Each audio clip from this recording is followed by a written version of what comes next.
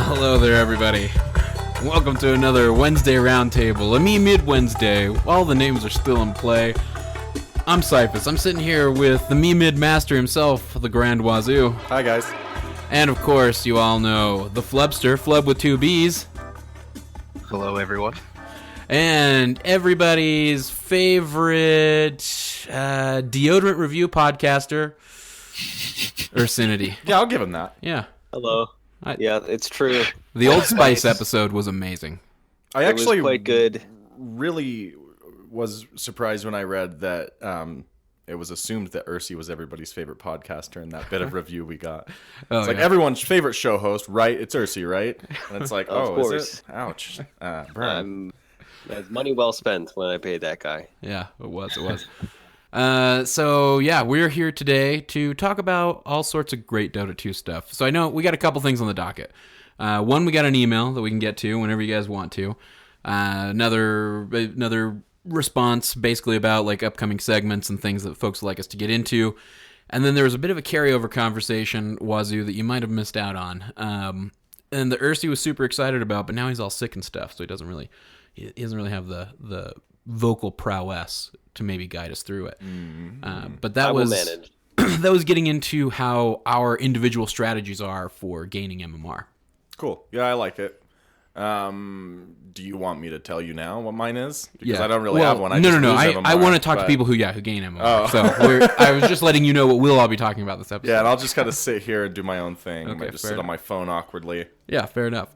Why don't you tell what is your attitude like when you sit down at the computer and you know you're going to try to gain MMR, or you know you're going to play Dota? What's your attitude? What do you do? What's your process? I first of all do not want to be in an attitude where I deserve that win. Like, the problem I have is, like, you'll be with players maybe you think are worse than you, and when you're in that attitude, instantaneously people can pick it up in your communication and how you act. So if I just go in on the level, like, I don't deserve this win, not yet, I haven't earned it, so I just got to figure a way to get there with this team, so let's try to find a way to solve that problem. And it's been working okay. I mean, I'm very 50-50 these days. When I was playing a lot more, I mean, the win rate was higher, but now I'm like 51-50. 51-49, but like I'm drifting more towards 50-50 even still. Yeah. Yeah, I think my overall, I don't know where you guys are at, but like I know my overall win rate has always been like about 50 or 51%, it feels like. Although of late I know that's probably fallen below 50%. It feels like it has. How about you two? Ursi, Flub? It's actually a good question. I wonder what my win rate overall is. Recently, so my win rate in ranked is generally around like 60%. In like solo ranked compared to party ranked, which varies a lot more and like skews down to like 50. And I've kept that pretty steadily. Like every once in a while I have like a losing spree, and that's usually when I have like a bad mentality or are hitting a slump. And that usually happens to me at like the end of patches. But in general, and I've said this on other times, so this may be a little reiterative. I don't know if that's a word. But I think it's a really important thing philosophically for me is that, and it's particularly applicable within the last week where I have been sick, is that I only play Dota when I know I'm like feeling well and I'm feeling confident and like I know that I'm going to be productive in a game.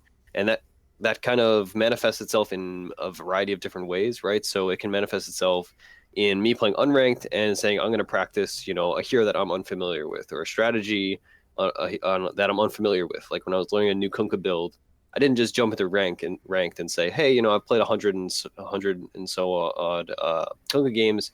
Even though I'm trying something very different, like I know the basics, so I'll just be fine. Like no, I took it into unranked first. I played, a half dozen games, whatever. And then I approached it from there and I moved into ranked gradually. And even then, I only play ranked. I limit myself to like 1 or 2 games a day, if that. And I only play when I'm feeling good. Like if I play a warm-up game, I always play a warm-up game first. If my warm-up game doesn't go well or like I notice that like I'm doing bad things that I shouldn't be, I'm not going to risk it and like tilt myself by playing ranked when I'm not like at my most confident. And when I do play ranked, I only play things that I am comfortable in, and like I always I'm a fairly versatile player. Obviously, recently I've been focusing on support, both through like our team practices with Hakuna Marana and just in general, because that's what every team always needs. But I try to keep myself open-minded and put my team in the. I try to facilitate my teammates to win, not just myself, right? Like I'm in complete control of myself, but I also try to make sure my teammates are comfortable.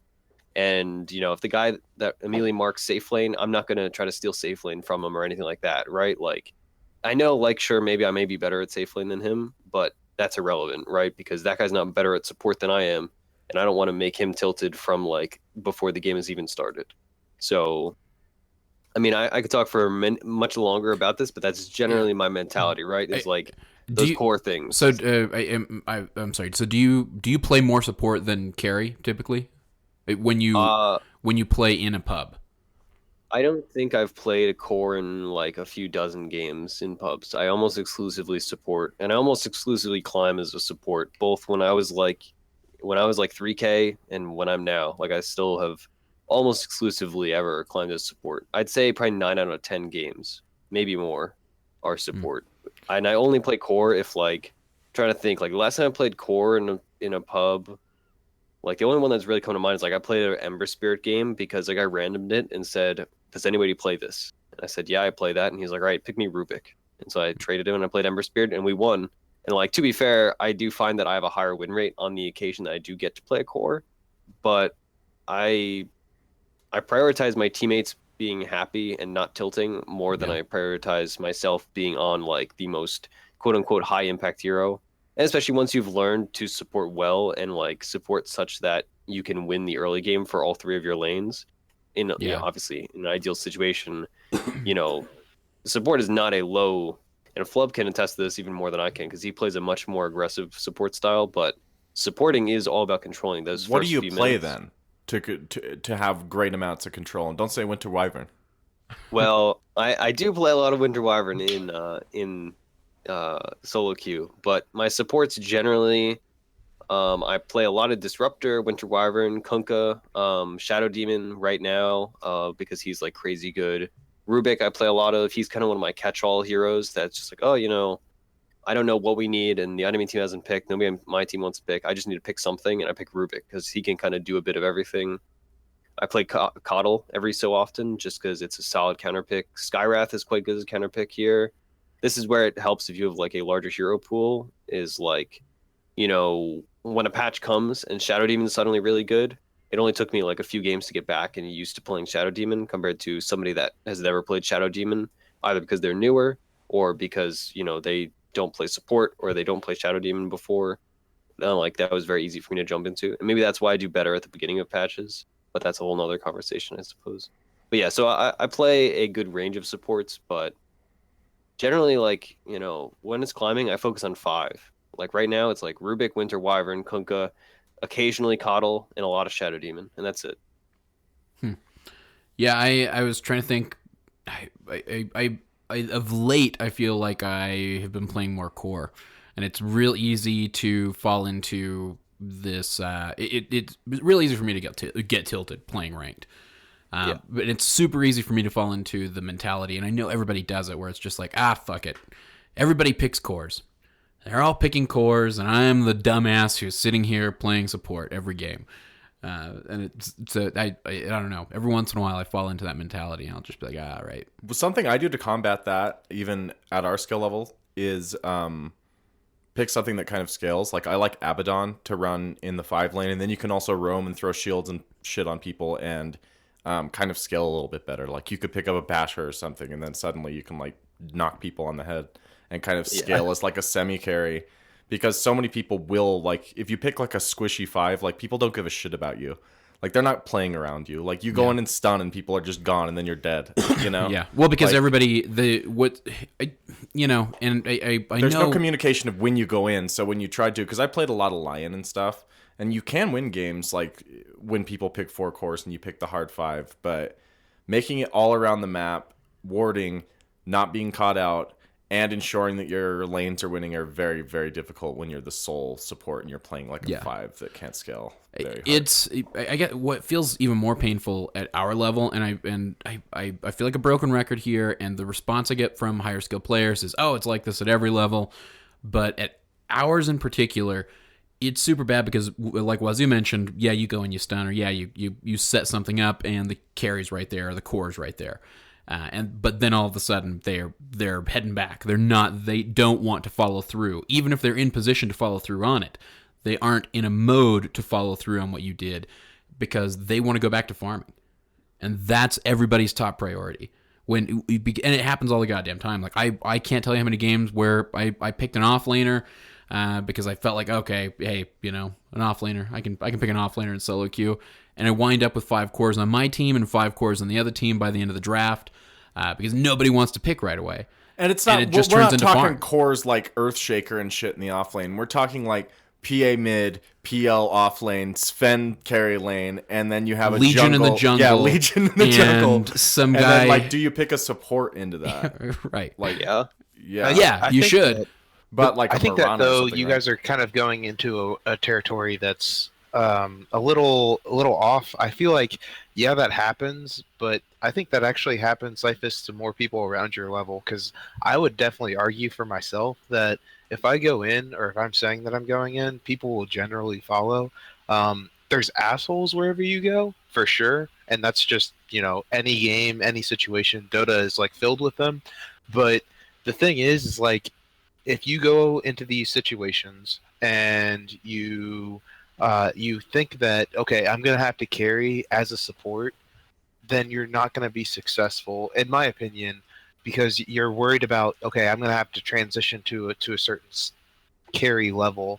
And I've actually played with like friends and stuff that have done this in the past, and it drives me insane because I very rarely get to play core, and then I'll play core, and then they'll pick a semi-carry type person because they're like, well, Flub doesn't carry very often, and he's probably new at it, so I'm probably gonna have to take over.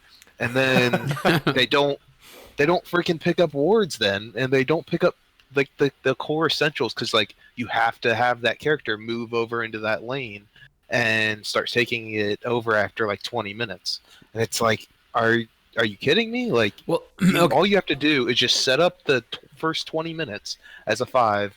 And I know it sucks sometimes when your team loses it because of that. I know that just as well as anyone.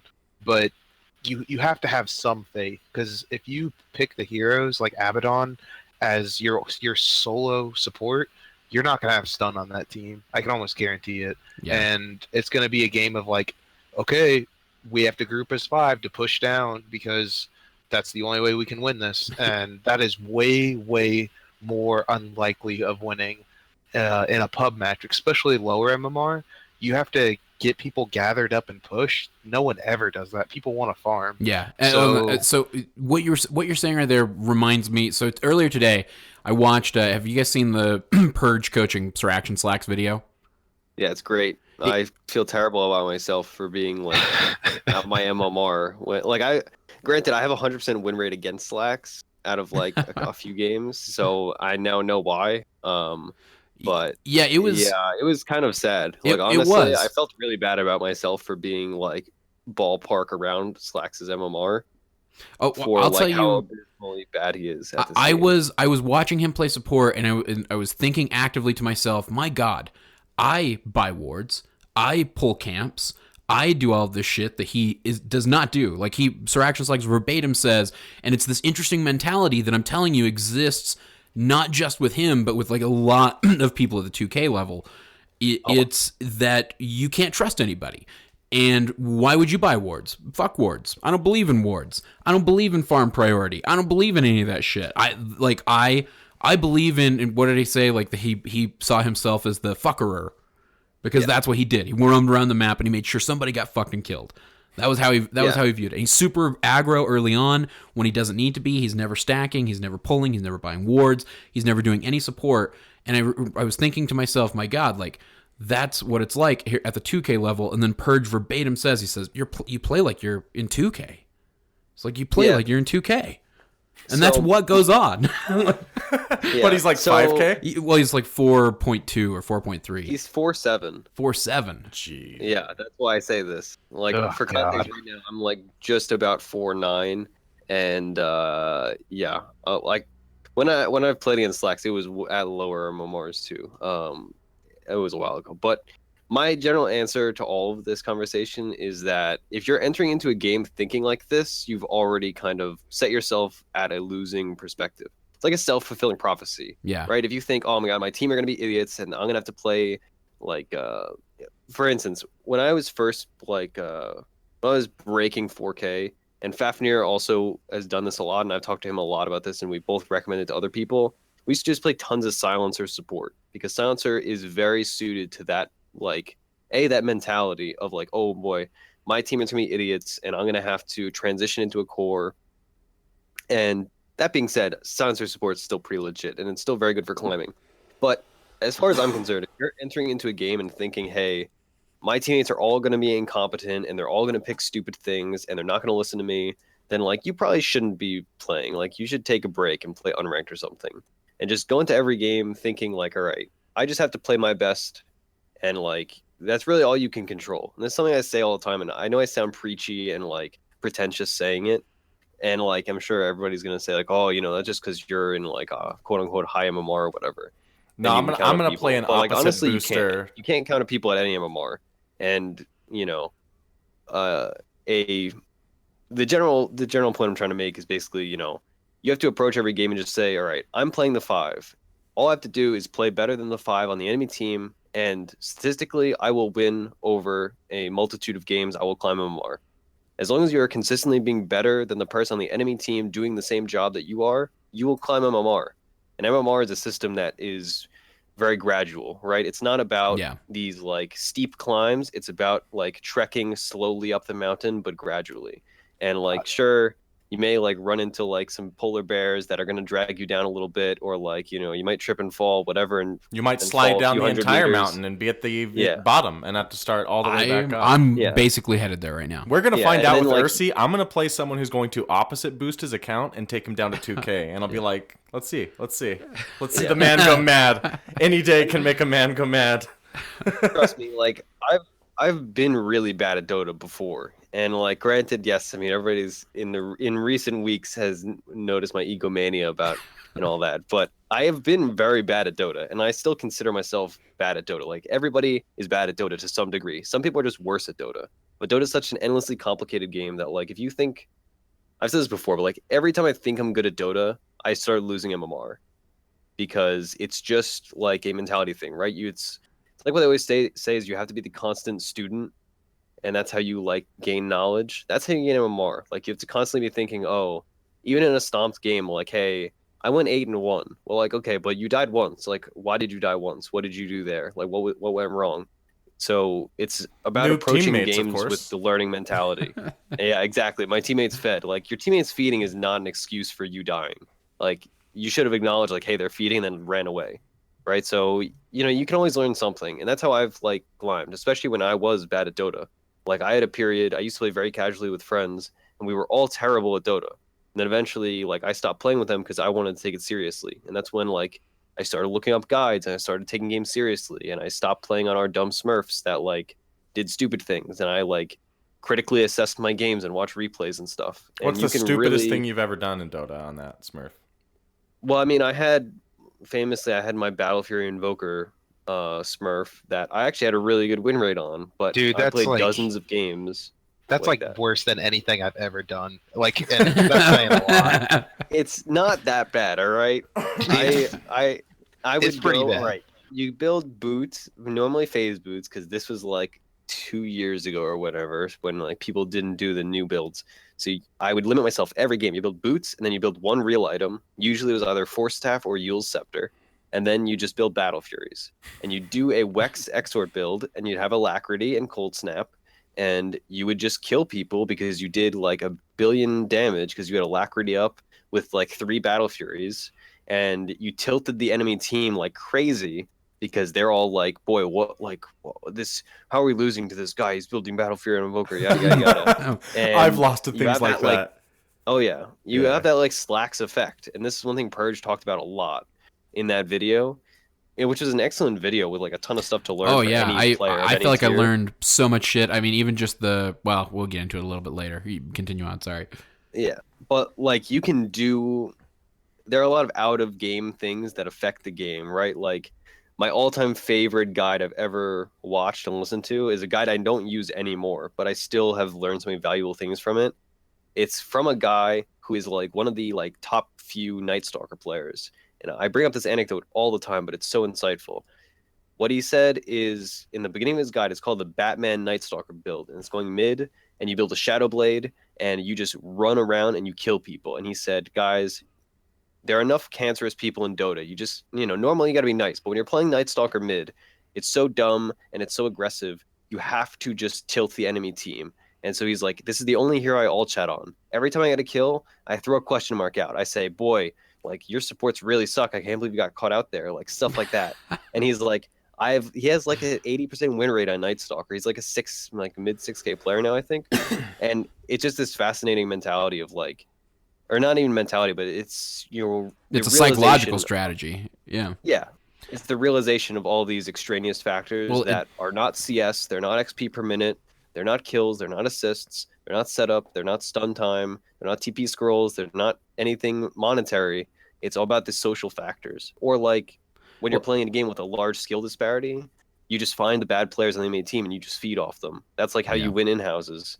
Like not now because we balance them, but like when we used to, like back when like they were not run as well, like it was so easy Yeah. because like there's all these extraneous factors that you can exploit.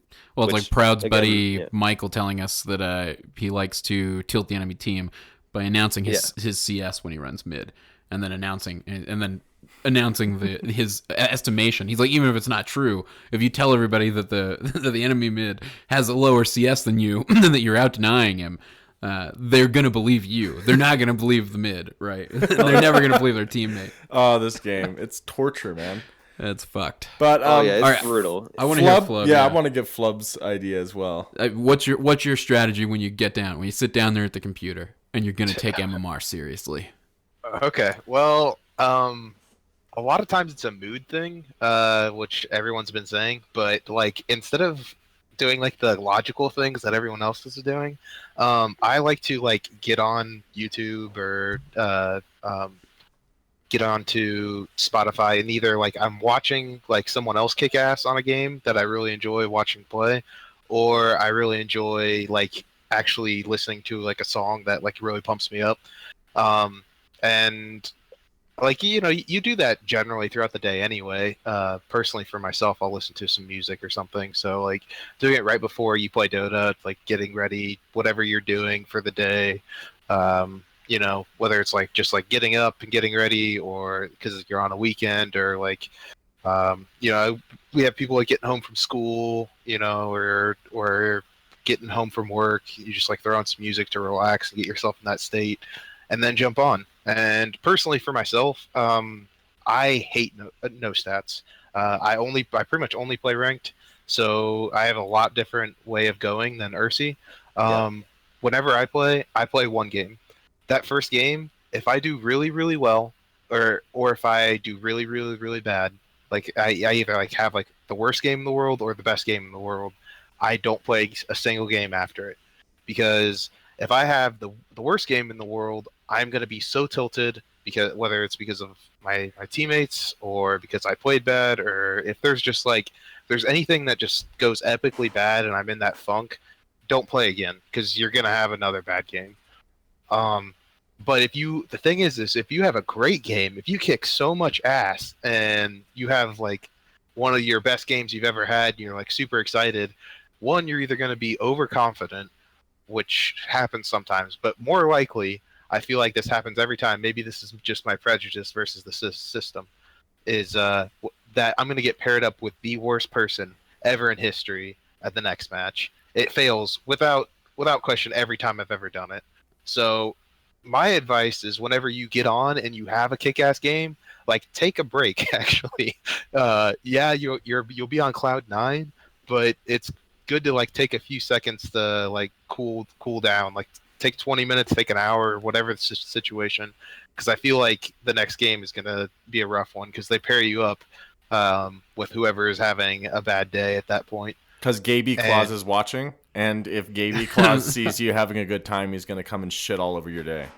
Exactly, man. I'll tell you. He'll balance your ass out. Okay, so Roland brought something up kind of interesting because we played 2 games. And I think Faf is doing a replay analysis on one of my games as we speak. So it's gonna be exciting. It's gonna be. He's gonna claw his eyes out by the end of that terrible. thing. What? But so Roland and I played this really kick-ass game. I've been playing a lot of Medusa. I talked about that yesterday. I won't bore you guys with all the Medusa talk. But I was playing Medusa. He was playing Crystal Maiden, and we just stomped. We won our lane super hard. I got really farmed. Our mid won his lane and got really farmed. Off lane won and got some farm. We wrecked the entire game. We went into the next game, and we just played the exact same combo. We did Medusa, Crystal Maiden yet again. And Roland was really, really aggro in the lane. And he hadn't been that way the game before. He had actually he'd stacked camps, he pulled the waves, he was eating the big creeps, like he was getting his farm over there because I didn't need him in the lane at the time. But this game, all of a sudden, he's just super fucking aggro, going after everybody in the off lane. And it's actually a harder off lane this time around than it was the previous. And so we needed him to do that even less. And he said to me afterwards, he's like, I shouldn't have played Crystal Maiden again. And I was like, why? Like, we did just fine with it the time before. We just didn't need to be aggro. And he said, oh, because I felt like I was invincible from the last game. He said I felt like I was at the power curve that I was at the end of the game. He said I should have played a different hero. Yeah. Yeah. It's like a common issue. And kind of to bring that out a little further, it comes to a topic that I think about a lot, and that has really affected me, in that there's a very, we talk about a lot about mindset, and one of the most cancerous, dangerous mindsets I find is when you've already gone on a losing streak, and let's say I guess we'll use me as an example. Like right now I'm I forget my exact number. I think I'm 48-70 or 48-67 or something like that. If I was to just lose 30 games and lose, and that'd be 40-100, I would have that cancerous mentality of being down there. I would be like, oh boy, I'm better than everybody, so I should be doing X, Y, or Z. And that's a very common issue. And that's kind of where I feel like people get into these trenches or pits of MMR where they were 3K and then they lost a bunch of MMR. So now they're in low 2K and they feel like they're better than everybody else because they were formerly a 3K player. And then they don't climb because me? Not necessarily, but Wazoo, this does apply. But in general, it's a very common mentality where you feel like you can do certain things because you're just better. And yes, I mean, I guess in theory you are better than other people, but it's taken me a long time to crawl out of that trench and be like, I'm not a 3K. It's like I was on top of the world. Have you ever seen The Fisher King? Like that, no, he's top. I remember that episode of Criminal Minds. Well, no, it's like a movie. Go check it out by Terry Gilliam. But I felt like I was on top of the world when I was mid 3.5. I was 3.5. I was like, yeah, baby. Had all the women, all the cocaine you could imagine, booze out the wazoo, out the me. That's why the name came. And right, yeah. Boom, dude, fall from grace. And now I'm just living in a shack, living in this very .p shed at 2.6K. So yes, I'm story. But I know I'm that type of player now, so I just got to I feel like I learned incorrectly and relied too much on a small hero pool that was strong at the time. So now I'm rebuilding it, you know what I mean? And I have a bigger hero pool, but I lost a lot of games learning that pool. So now I'm just kind of rebuilding it. Well, and I think that speaks to Ursi. I'm like Flub. I unless I have to play normal with because of MMR disparity or because somebody can't play ranked or whatever, or we've got a 4 stack, I probably pop into ranked for nearly every game. But I also don't get as many opportunities to play solo ranked. You're a poker player and a gambler too, and I think there's something that appeals to you and my brother Roland about that does not appeal to me. I feel like if you look at a lot of people's MMR, for the most part that I see, it's pretty equivocal with the time spent. Like Ursi, what do you put in 4,700 hours, 5,000 hours? I think I've like How many I think I games do you just have? recently broke 4,000 hours in Dota 2, but I also had some Dota 1 experience, which is like Yeah, pretty. not that Good. useful, honestly, because everybody sucks at Dota 1, and anybody that tells you different is lying. And Whatever, Ursi, you suck. I mean, it's true. Like It- everyone, if like you're a the Han average, player, that's where it matters. the average Oh like yeah, all right. 2,500 player is better than like the top 10% of Dota 1 players back before Dota 2 was out. Like honestly, Dota 2 like pulling didn't exist. Like people just didn't understand the game. But that's a whole nother conversation. That Maybe I for clearly another got time. myself off on. Yeah. But I mean I have a lot of time spent in game, but I feel like my time spent out of game is almost more important.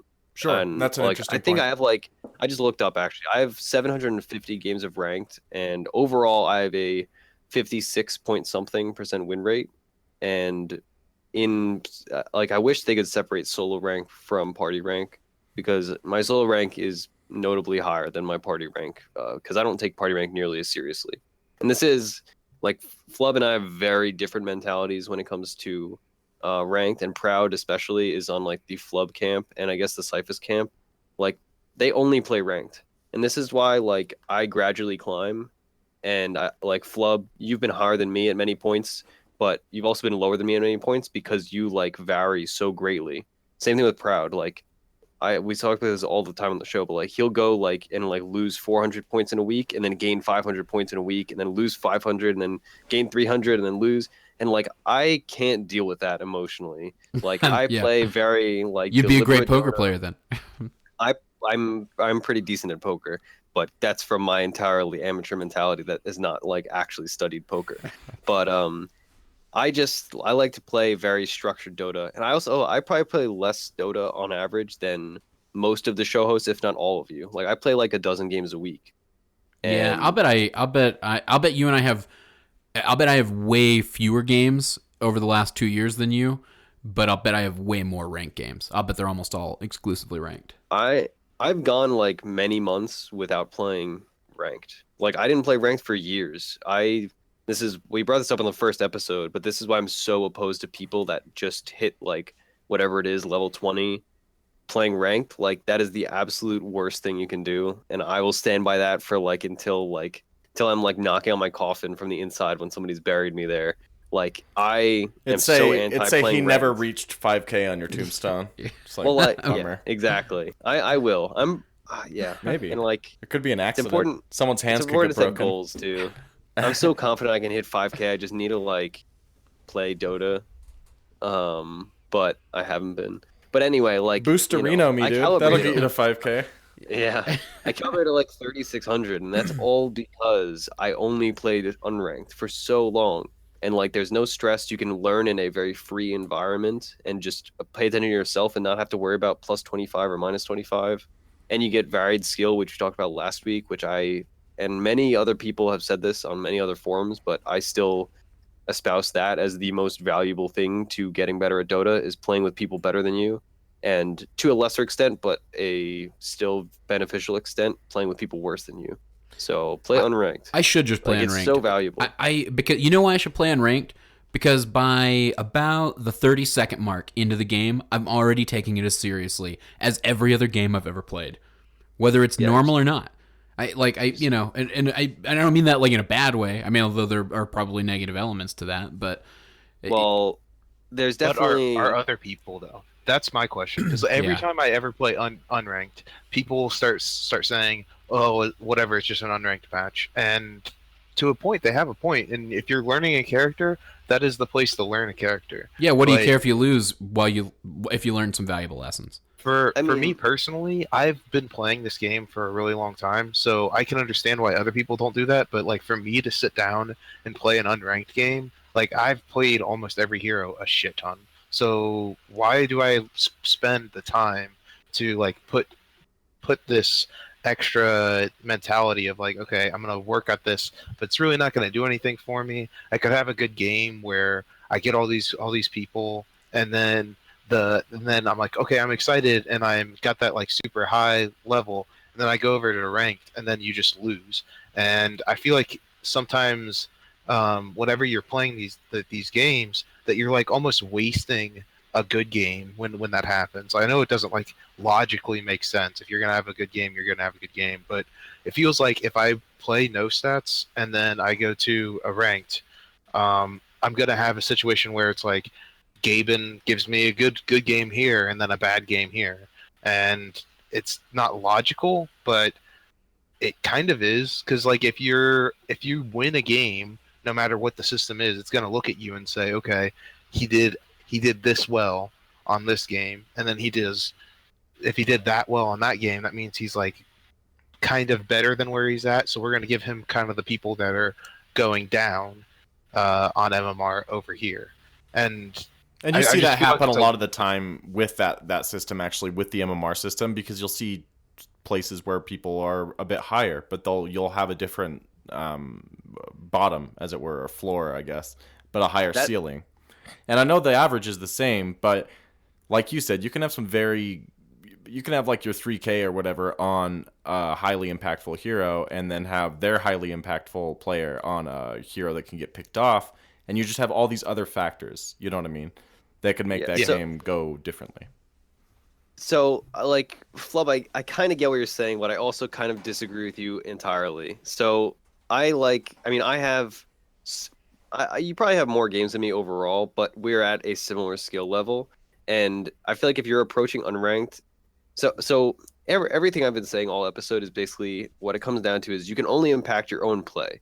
And, you're like, we all have anecdotal evidence, but every game in ranked, I feel is similar to unranked, where like I get people all the time that are just like, we all have these anecdotes, like I said, where like somebody's just like, yeah, I'm angry, I'm gonna feed. Or like I had a drow in my game like a few days ago, like a week ago, and she got mad because they didn't get a first blood because Vengeful didn't stun. She misclicked and used wave, and she said, yeah, GG, I jungle, and she jungled for 45 minutes, and we still won that game, but she literally never stepped out of the jungle.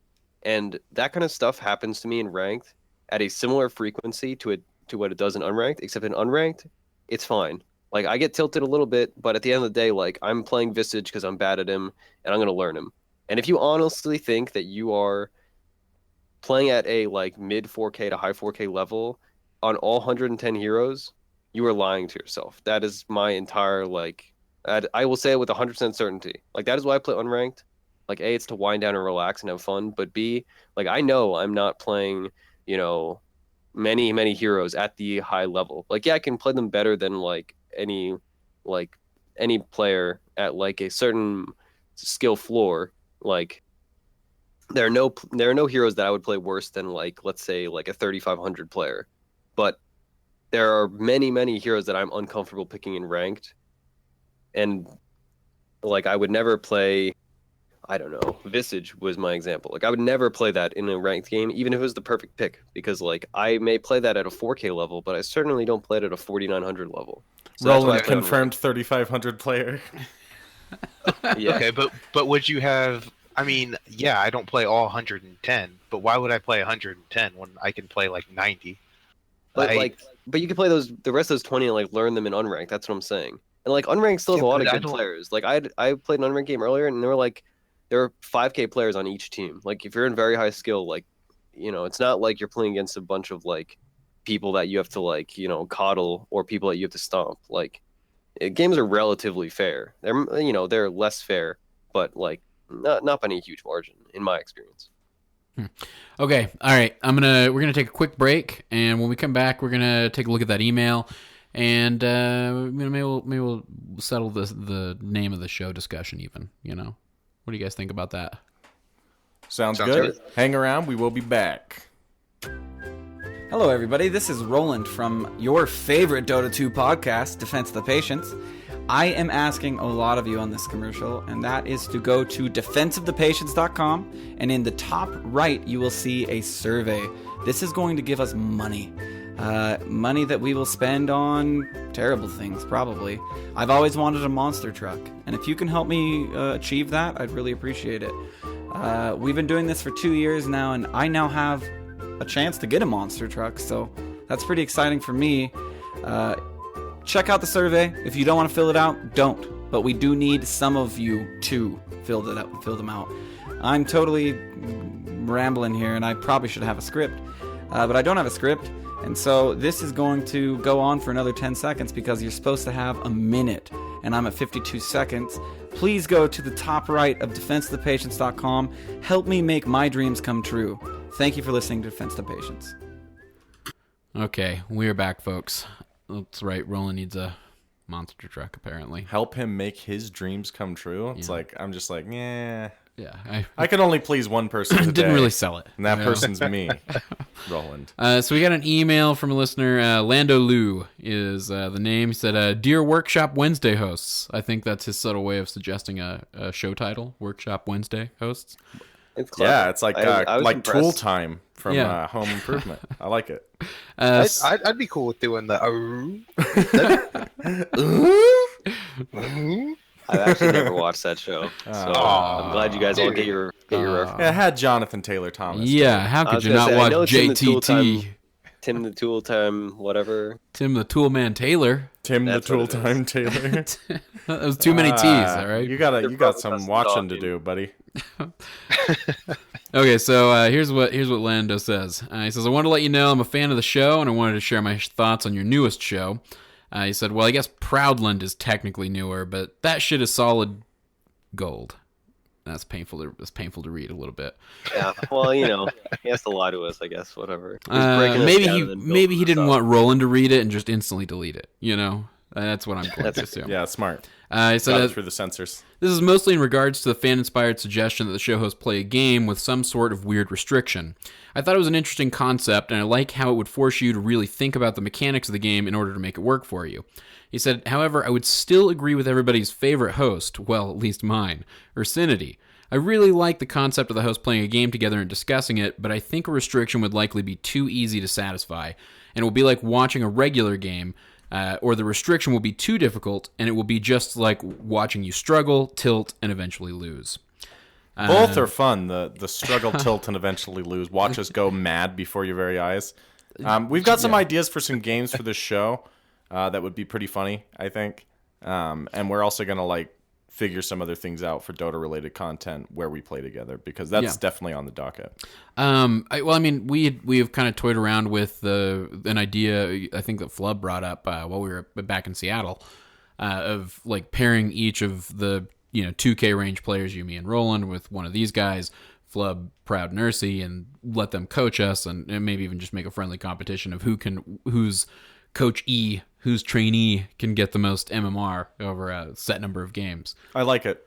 But I mean, Me and Flub would definitely win. Oh, you think it would be you and Flub, or Definitely, dude. He's you my think? Obi-Wan. Oh, really? Because I've been courting Flub when you're not around. Dude, that's. I'm the best player of the three of us, so I don't know why you guys aren't. Oh, this is gonna turn into an ego sesh. No, I thought you would go with Roland because you have a glitter in your eye for him. I just assumed Proud would go with Roland, Yeah, and that's they would true. obviously lose. Well, you get horribly. Cyphus. You're both the cold, logical types. Yes. Yeah, Me and sure. Flub, we play with our hearts, man. Oh, well, that's what it is. We're soul players, dude. You don't think I have heart? When they show the Grinch's heart shrink when he's like, his heart shrank 3 sizes. That's yours. Just means I'm they're 3 a lot sizes bigger, too but- small. Yeah. That's both you and Ursi. Oh wow, that's painful. No, I'm joking. You don't have to have a heart to be a good But no, I was gonna say. I would still love to do that idea because I'm a competitive man, and I think we'd all benefit from whoever we got paired with. That being said, we could also kind of incorporate elements of that into just the Wednesday show. You know what I mean? Four of us. Yeah, we can kind of make that part of, or at least regularly perhaps get together and do a little bit of coaching, do a little bit of discussion. Daddy's back. I know I was gone last week, and the show got a little out of hand, and I left you with these guys. I always have to lock up the liquor when Ursi's around, and make sure Cyphus stays in line. So now that we're back, we're gonna kind of get the show off the ground and start incorporating more into it. But These games, regardless, are going to be coaching-esque games. Whether we're playing with restrictions or with no restrictions, and we're just playing and for fun, it's still going to be educational in a general sense for the listener, of course, and for both of you, and for us, I suppose, depending on the situation. So like that kind of educationally minded thing is going to be integrated regardless, just through the nature of the group that we have and whatever fifth person we fill in, like, because Odds are obviously it'll we're be gonna play in a someone in the 5-stack. community or one of you guys listeners. The thing with playing with listeners is if you just get tanked, like I've had problems lately where I've met a lot of people who listen to me and Flub show Try Hard Tuesdays, and so they'll talk to me and they'll be like, "This is awesome," and I'll get squashed, and they'll just be like, "GG, man," and it's like, please still listen to my show. I mean, like I know we just got like worked over, but please, and I've told that story before, but like I worry about playing with listeners in like a fun type environment because I'd rather just like have a night where we can play with the most listeners possible rather than something that's supposed to be educational not being educational for that person that's playing, or less educational for the people watching because it's more entertainment oriented material. Yeah. But Interesting. I don't know. That's just my idea. We'll figure it out. We're going to start playing more. We've all talked about that, and we're putting together some sort of some games that'll make you guys laugh and hopefully teach you something too. So Yeah, Some combination of the two, ideally. Yeah, I think so. And we'll. This is all stuff we've been meaning to get back to and get running. And I think now that we're, I don't know, getting our footing somewhat here on the Wednesday show, segments are kind of their next thing, the next thing that we're working on. So I appreciate everybody writing in with segment ideas, though. I guess is why I wanted to read the email. Lando goes on for a couple more paragraphs, but it's, just generally more thoughts about like workshop conversations that we could have, rotating, skill shots, last hitting, that kind of stuff.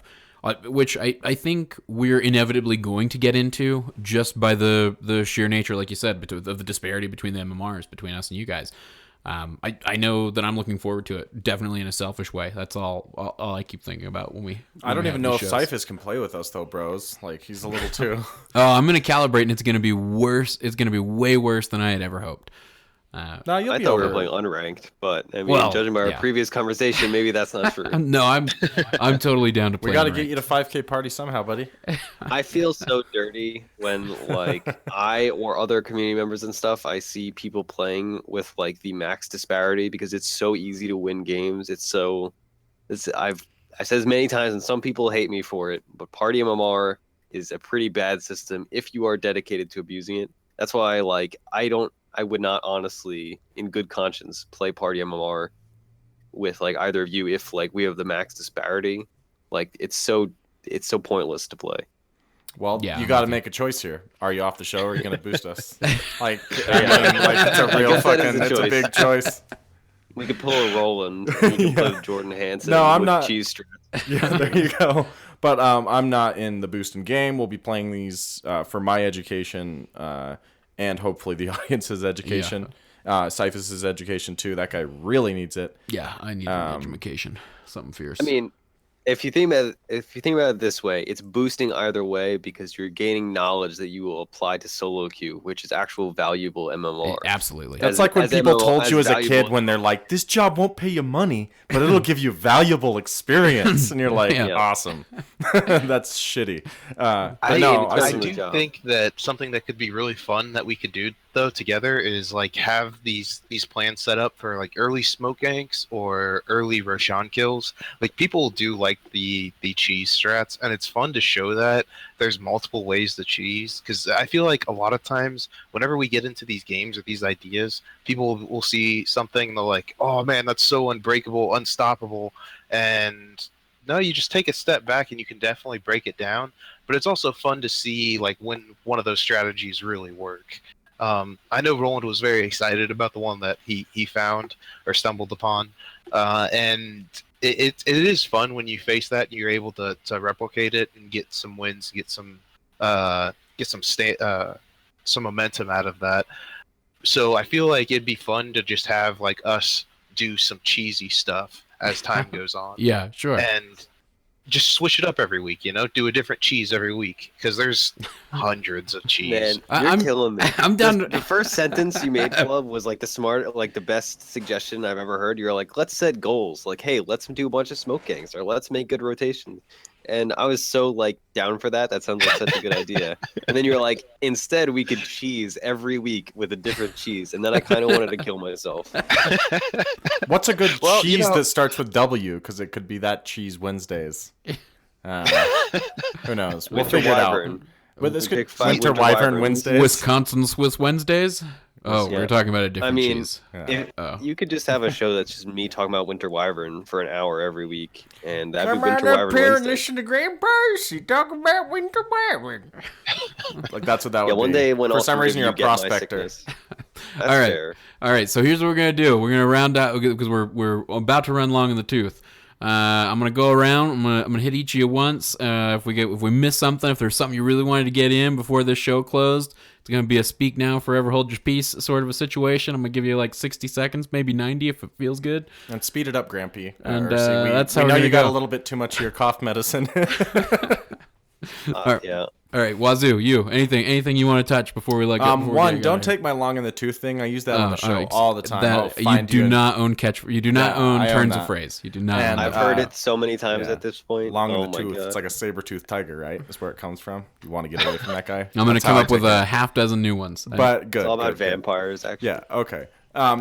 There is a memory leak in Dota 2. JJ Pimpmuckle did a study where he, some other guy actually got this data where he ran a test 178 times and found that the amount of FPS dropped in Dota frames per second was like from 140 to 60 after running this one test 178 times, which showed that there was a memory leak in the program that just as it was running, the FPS just steadily decreased. And so I don't know. Wow. No one really knows why. I just thought it was interesting. There's a huge Reddit thread up with just graphs and stuff that show how big these drops are. It definitely looks like some sort of memory leak. I just thought people might want to know if you're like experiencing any weird technical difficulties. That's probably why, because nothing else was really broken. So yeah, that's all. It shows the classic like fix to everything is turn it off and back on again. Pretty much. That was the fix. The You need to FPS thing. restart it Pimpmuckle because was saying, then yeah. the memory leak like resets. But if you keep your game up for a long time and play several games, it's like all of a sudden your FPS is tanked. It's So crazy. Roland is screwed. That's all I'm hearing. That guy never turns his client Yeah. off. All right, Ursi, any last words? Any last thoughts? No, I don't really have anything. Like I talk so much. I was sick and I was like, man, I'm not gonna talk that much. And then I got off on like all these important things, and I don't know. I could talk about something different. I made the mistake while I'm sick of doing a lot of research into the Spanish influenza in 1918, which is the wrong thing to study when you are sick. Take my word for it. It's That's very what I interesting. had when we went to You are- Seattle that I gave you. Crap. If Sorry, you're a man. history buff, go look up the book I'm reading is incredibly good. It is by John Barry. It's called I don't remember the name. It's like The Plague or something. But if It's you like like the Spanish boring flu, conversations you had history, with your study it. grandpa. It's so good. Honestly, it's so good. The Spanish influence is fascinating. Yep. So yeah, Dota 2. All right, Flub. They're good. Flub, I did this for you. I gave you the last word. You see what we're going? You see how we're going here? So, Yep. yeah. I appreciate it, buddy.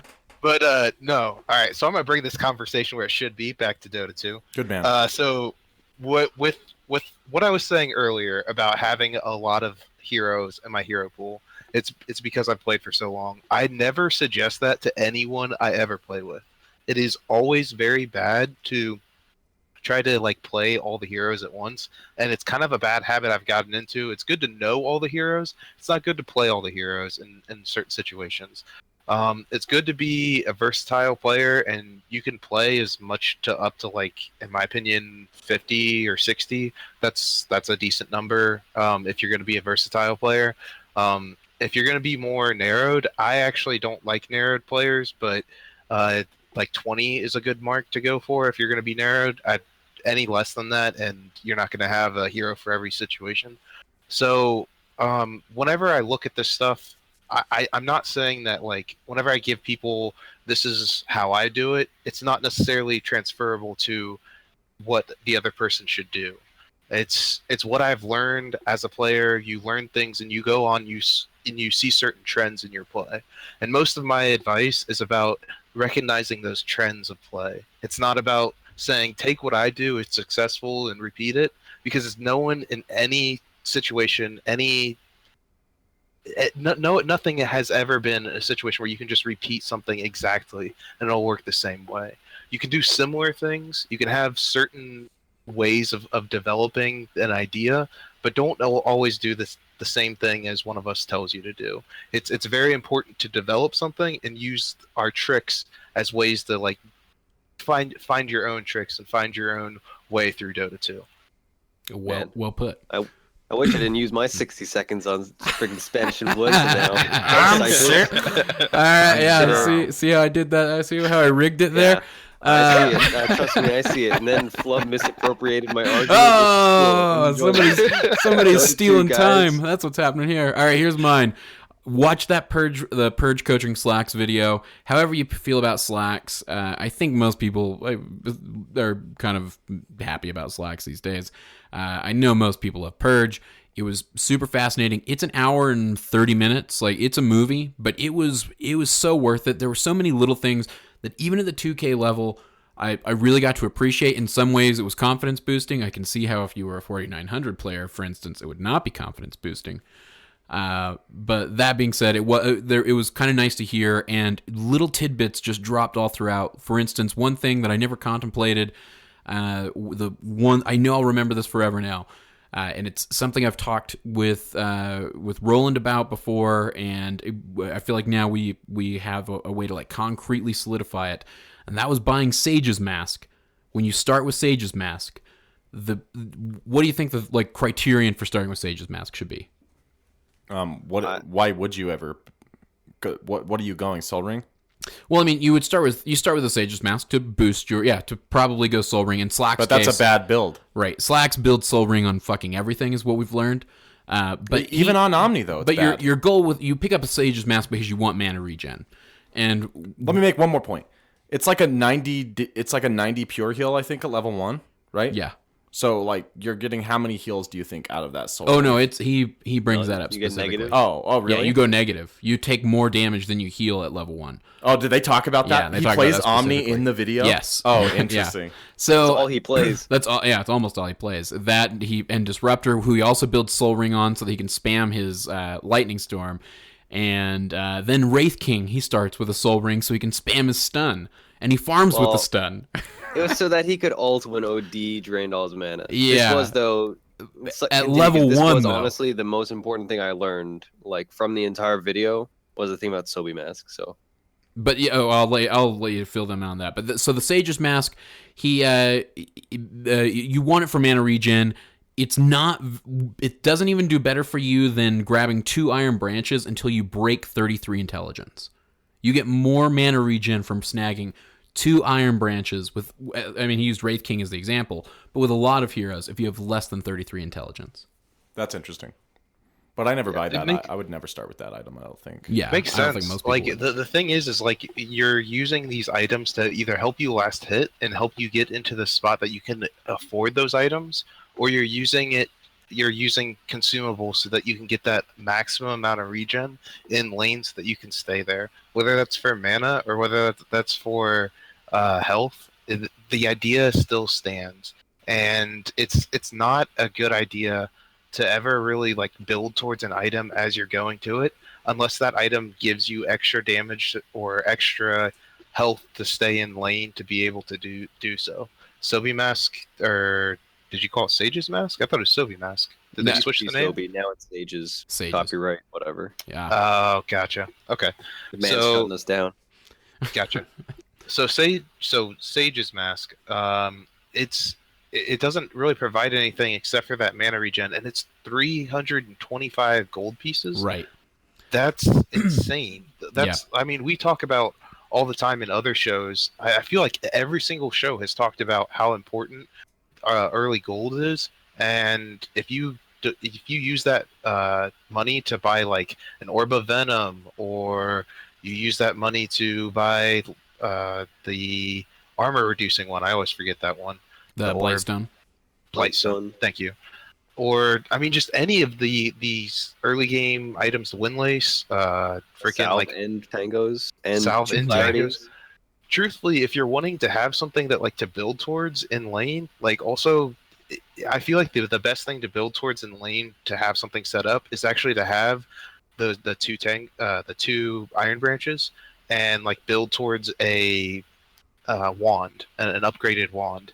And if you have that for like obviously for Bristleback or Zeus or Batrider. There's all these heroes that it's obviously good for, but in certain situations, whether you're in a tri-lane or whatnot, that's actually not a bad idea to have that. And people really want to have these like awesome items as fast as possible, and they try to cheat their way out as a support, and you can't do that. You can't cheat your way to getting an item quicker. You just have to accept that you're not going to get the farm, and that you're going to need to be able to be as strong as you possibly can with the littlest amount of money available to you in the beginning.